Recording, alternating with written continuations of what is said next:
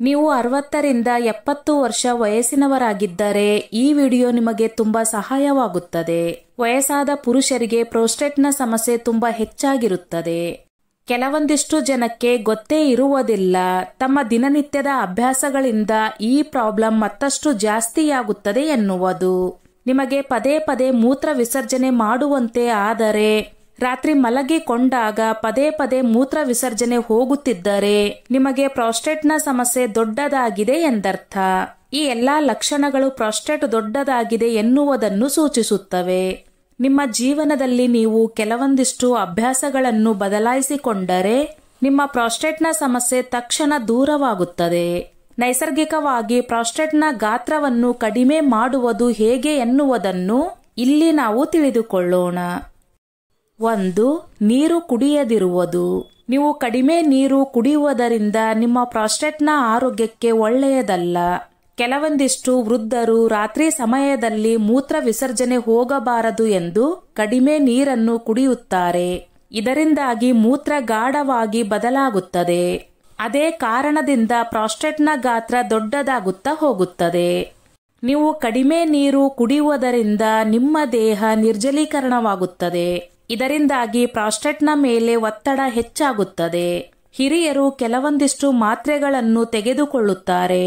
ಇದರಿಂದ ಕೂಡ ದೇಹದಲ್ಲಿ ನಿರ್ಜಲೀಕರಣ ಉಂಟಾಗುತ್ತದೆ. ಆದ್ದರಿಂದ ಹಿರಿಯರು ಹೆಚ್ಚಾಗಿ ನೀರು ಕುಡಿಯುವುದರಿಂದ ಪ್ರಾಸ್ಟೇಟ್ನ ಆರೋಗ್ಯಕ್ಕೆ ತುಂಬಾ ಸಹಾಯವಾಗುತ್ತದೆ. ನೀವು ಮೂತ್ರದ ಬಣ್ಣವನ್ನು ನೋಡಬೇಕು.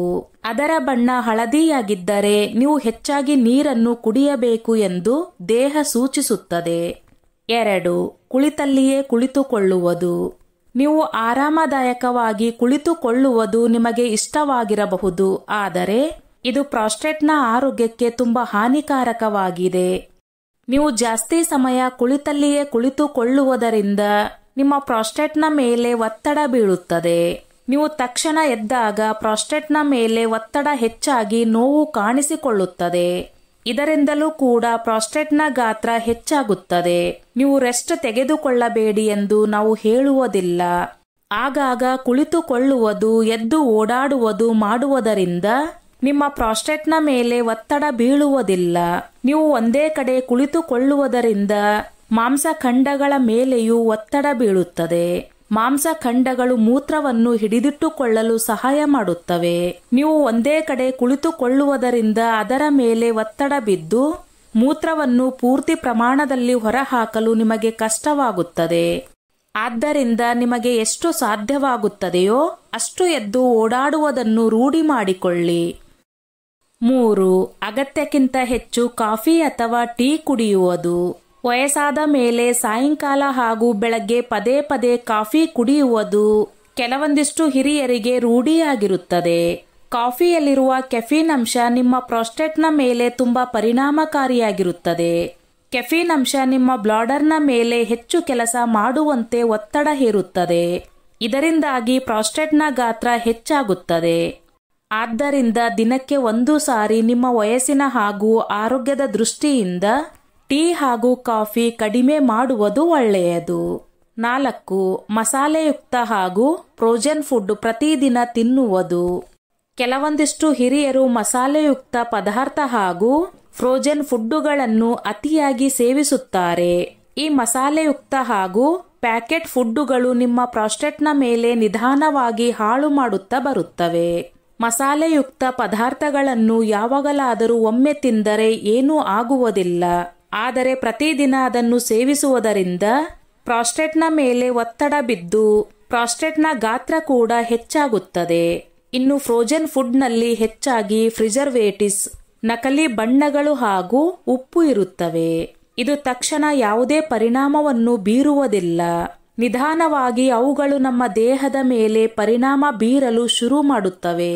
ಮಸಾಲೆಯುಕ್ತ ಹಾಗೂ ಫ್ರೋಜನ್ ಫುಡ್ ತಿನ್ನುವುದರಿಂದ ನಮ್ಮ ದೇಹದಲ್ಲಿ ನೀರಿನ ಅಂಶ ಕಡಿಮೆಯಾಗಿ ಪ್ರಾಸ್ಟೇಟ್ನ ಮೇಲೆ ಒತ್ತಡ ಹೆಚ್ಚಾಗಿ ಅದರ ಗಾತ್ರ ಹೆಚ್ಚಾಗುತ್ತದೆ. 5.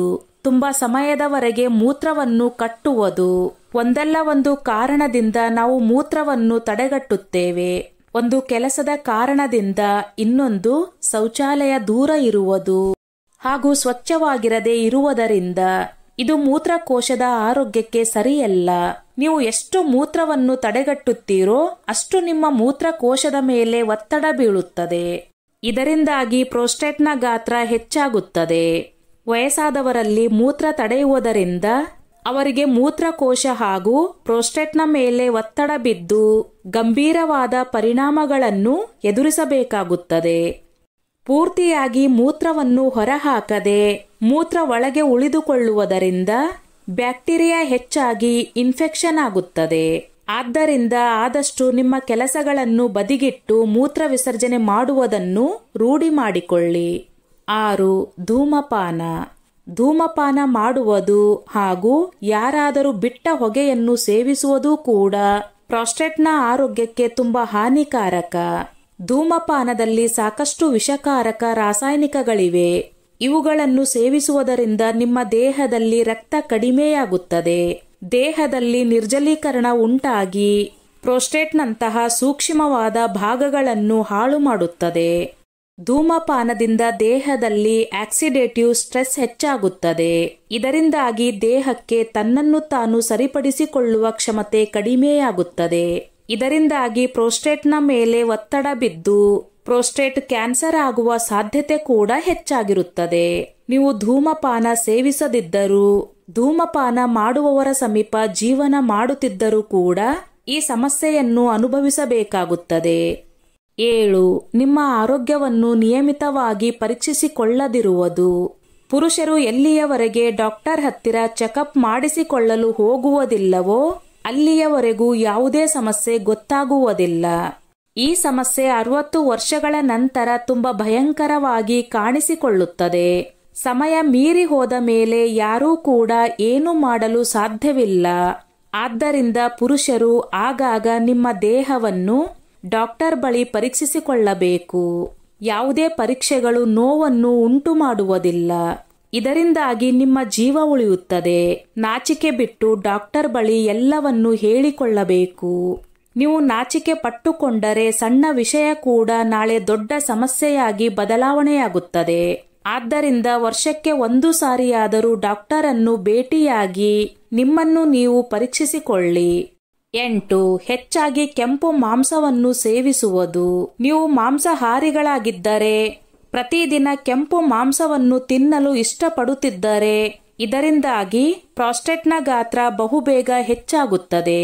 ಸಂಶೋಧನೆಗಳ ಪ್ರಕಾರ ಜಾಸ್ತಿ ಮಾಂಸವನ್ನು ತಿನ್ನುವುದರಿಂದ ನಮ್ಮ ದೇಹದಲ್ಲಿ ನಿರ್ಜಲೀಕರಣ ಉಂಟಾಗುತ್ತದೆ. ನಾವು ಇವುಗಳನ್ನೆಲ್ಲ ಬಿಟ್ಟು ಸಾಧಾರಣವಾದ ಲಘುವಾದ ಆಹಾರವನ್ನು ಸೇವಿಸಬೇಕು. 9. ಹೊಟ್ಟೆ ತುಂಬ ದಪ್ಪವಾಗಿರುವುದು. ಹೊಟ್ಟೆಯಲ್ಲಿ ಕೊಲೆಸ್ಟ್ರಾಲ್ ಹೆಚ್ಚಾಗಿದ್ದರೆ ನಿಮ್ಮ ಆರೋಗ್ಯಕ್ಕೆ ತುಂಬಾ ತೊಂದರೆಯನ್ನು ಉಂಟು ಮಾಡುತ್ತದೆ. ಇದು ಪ್ರೋಸ್ಟೇಟ್ನ ಆರೋಗ್ಯಕ್ಕೂ ಕೂಡ ತುಂಬಾ ಹಾನಿಕಾರಕ. ನಿಮ್ಮ ಹೊಟ್ಟೆಯಲ್ಲಿ ಎಷ್ಟು ಕೊಬ್ಬು ಹೆಚ್ಚಾಗುತ್ತಾ ಹೋಗುತ್ತದೆಯೋ ಅದೇ ರೀತಿ ಪ್ರೋಸ್ಟೇಟ್ನ ಗಾತ್ರ ಕೂಡ ಹೆಚ್ಚಾಗುತ್ತದೆ. ಇದರಿಂದಾಗಿ ವಯಸ್ಸಾದ ಪುರುಷರಲ್ಲಿ ರಾತ್ರಿ ಹೊತ್ತು ಪದೇ ಪದೇ ಮೂತ್ರ ವಿಸರ್ಜನೆ ಮಾಡಬೇಕು ಎನಿಸುವುದು ಹೆಚ್ಚಾಗುತ್ತದೆ.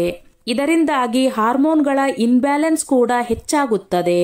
ಆದ್ದರಿಂದ ನೀವು ನಿಯಮಿತವಾದ ಡಯಟ್ ಶುರು ಮಾಡುವುದರಿಂದ ಪ್ರೋಸ್ಟೇಟ್ನ ಆರೋಗ್ಯ ಕೂಡ ಸುಧಾರಿಸುತ್ತದೆ. 10. ದೀರ್ಘಕಾಲದ ಒತ್ತಡವನ್ನು ಕಡಿಮೆ ಮಾಡಲು ಪ್ರಯತ್ನಿಸದೇ ಇರುವುದು. ಹೆಚ್ಚಾಗಿ ವಯಸ್ಸಾದವರು ಇದೇ ತಪ್ಪನ್ನು ಮಾಡುತ್ತಾರೆ. ತುಂಬಾ ದಿನಗಳಿಂದ ಆಗುತ್ತಿರುವ ಒತ್ತಡವನ್ನು ಕಡಿಮೆ ಮಾಡಿಕೊಳ್ಳದಿರುವುದು. ಇದರಿಂದಾಗಿ ಹಿರಿಯರಿಗೆ ಅರ್ಥವಾಗುವುದಿಲ್ಲ. ಇದು ಪ್ರೋಸ್ಟೇಟ್ನ ಮೇಲೆ ತುಂಬಾ ಒತ್ತಡ ಮತ್ತು ಪರಿಣಾಮವನ್ನು ಬೀರುತ್ತದೆ ಎಂದು. ಒತ್ತಡ ಕೆಲವೊಂದಿಷ್ಟು ಹಾರ್ಮೋನುಗಳನ್ನು ಬಿಡುಗಡೆ ಮಾಡುತ್ತವೆ. ಇವು ಪ್ರೋಸ್ಟೇಟ್ನ ಮೇಲೆ ಒತ್ತಡವನ್ನು ಹೇರಿ ಮೂತ್ರ ವಿಸರ್ಜನೆ ಮಾಡುವಾಗ ತುಂಬಾ ಕಷ್ಟವಾಗುತ್ತದೆ. ಒತ್ತಡದಿಂದಾಗಿ ನಿಮ್ಮ ದೇಹದ ಮೂತ್ರಕೋಶ ಇರುವ ಜಾಗದಲ್ಲಿ ಮಾಂಸಖಂಡಗಳು ಶಕ್ತಿಯನ್ನು ಕಡಿಮೆ ಮಾಡಿಕೊಳ್ಳುತ್ತವೆ. ಇದರಿಂದಾಗಿ ರೋಗ ನಿರೋಧಕ ಶಕ್ತಿ ಕೂಡ ಕಡಿಮೆಯಾಗಿ ಒತ್ತಡ ಹಾಗೂ ಇನ್ಫೆಕ್ಷನ್ ವಿರುದ್ಧ ಹೋರಾಡಲು ದೇಹ ಶಕ್ತಿಯನ್ನು ಕಳೆದುಕೊಳ್ಳುತ್ತದೆ. ಮನೆಯ ಸಮಸ್ಯೆಗಳು ಹಾಗೂ ಒತ್ತಡಗಳಿಂದಾಗಿ ವಯಸ್ಸಾದವರು ಈ ಸಮಸ್ಯೆಯನ್ನು ಅನುಭವಿಸುತ್ತಿರುತ್ತಾರೆ. ಆದ್ದರಿಂದ ಅವರು ಸ್ವಲ್ಪ ಹೊತ್ತು ಪಾರ್ಕ್ ಅಥವಾ ದೇವಸ್ಥಾನಕ್ಕೆ ಹೋಗಿ ಧ್ಯಾನ ಮಾಡುವುದು, ವಾಕಿಂಗ್ ಮಾಡುವುದನ್ನು ರೂಢಿ ಮಾಡಿಕೊಳ್ಳಬೇಕು. ಬೇರೆಯವರ ಜೊತೆ ನಗುತ್ತಾ ಮಾತನಾಡುವುದು, ಜನರ ಜೊತೆ ಟೈಮ್ ಸ್ಪೆಂಡ್ ಮಾಡುವುದು ಪ್ರಾಸ್ಟೇಟ್ ಹಾಗೂ ನಿಮ್ಮ ದೇಹದ ಮೇಲೆ ಒತ್ತಡವನ್ನು ಕಡಿಮೆ ಮಾಡಿ ಆರೋಗ್ಯವನ್ನು ಹೆಚ್ಚಿಸುತ್ತದೆ. ಸ್ನೇಹಿತರೆ, ಈ ನನ್ನ ಮಾಹಿತಿ ನಿಮಗೆ ಇಷ್ಟವಾಗಿದ್ದಲ್ಲಿ ದಯವಿಟ್ಟು ಶೇರ್ ಮಾಡಿ, ಲೈಕ್ ಮಾಡಿ ಮತ್ತು ಸಬ್ಸ್ಕ್ರೈಬ್ ಮಾಡಿ.